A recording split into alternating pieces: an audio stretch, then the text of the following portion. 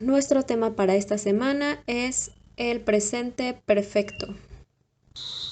Antes de adentrarnos en el presente perfecto, tenemos que tomar en cuenta el verbo have. El verbo have va a tener dos formas. Una que es como verbo de acción y que hemos visto muchas veces, que significa tener. Y otra como verbo de no acción, significa haber. Que sea un verbo de acción quiere decir que va a estar realizando alguna acción, y que sea un quiere decir que no está hablando específicamente de una acción realizada. Y también tenemos que hablar de los verbos en pasado.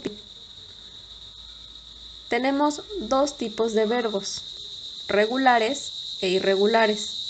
Si nuestro verbo es regular, va a tener la misma forma que en pasado simple, o sea, va a tener una terminación ed.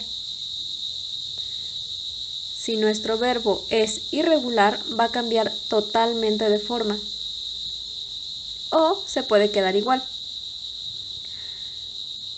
Les había dado una hoja de verbos y ahí pueden encontrar una columna donde tenemos a todos los verbos en pasado participio, y aquí tenemos algunos ejemplos.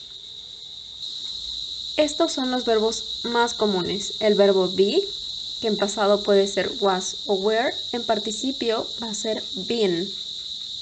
El verbo have, que en pasado es had, en participio queda igual como had. El verbo do, que en pasado es did, en participio done. Es importante que tengan en cuenta que estos verbos, como son irregulares, al cambiar a pasado participio no tienen una estructura o una forma exacta. No hay una forma en que yo sepa cómo va a cambiar este verbo. Estos verbos tienen que memorizarlos para poder recordar cómo tienen que ser. No existe ninguna regla que nos diga cómo van a cambiar. Ahora en el presente perfecto. ¿Cuándo se usa? Se va a referir a una acción que pasó en algún momento antes de ahora, o sea que a pesar de que se llama presente perfecto, nos habla de acciones pasadas. ¿Qué tipo de acciones pasadas? Acciones que han terminado recientemente.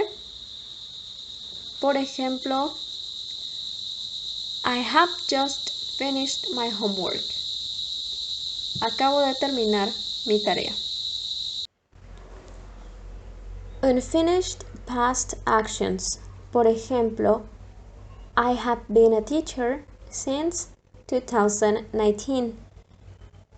He sido un profesor desde 2019. Es una acción que comenzó en el pasado y continúa hasta ahora.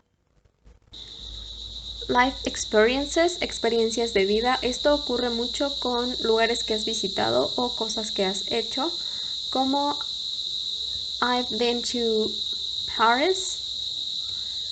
He estado en París, y no especificamos cuándo, no nos interesa. Lo que nos interesa es la experiencia que ocurrió.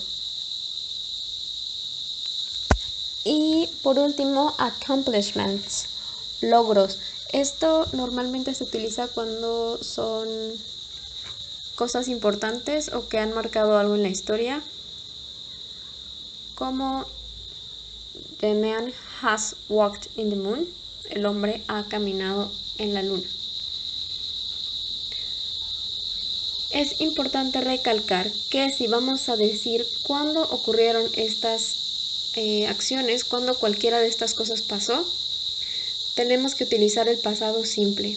No podemos utilizar tiempos específicos cuando utilizamos presente perfecto. Ahora sí, ¿cómo vamos a estructurar oraciones en presente perfecto? Lo primero que necesitamos, como siempre, es tener un sujeto. Después vamos a utilizar el verbo have como auxiliar, y hay que recordar que ya que es un tiempo presente, cuando hablamos de terceras personas, have va a cambiar a has. Y por último, nuestros verbos en pasado participio. Para oraciones positivas, sujeto, have o has, dependiendo de nuestro sujeto, y el verbo en pasado participio. She has been in France, o they have studied online for weeks. Ella ha estado en Francia. Ellos han estudiado en línea por semanas.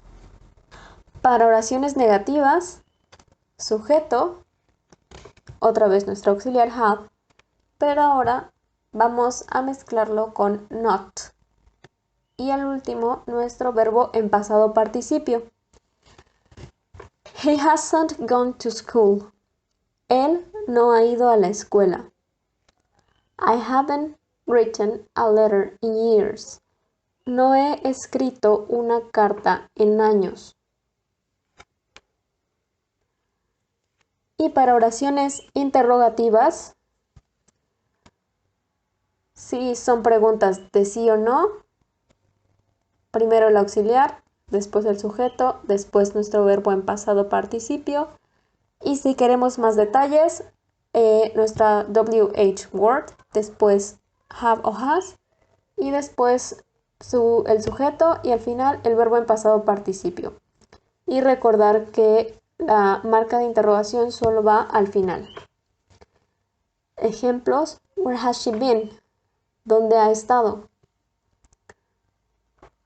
Have you done your homework? ¿Has hecho tu tarea?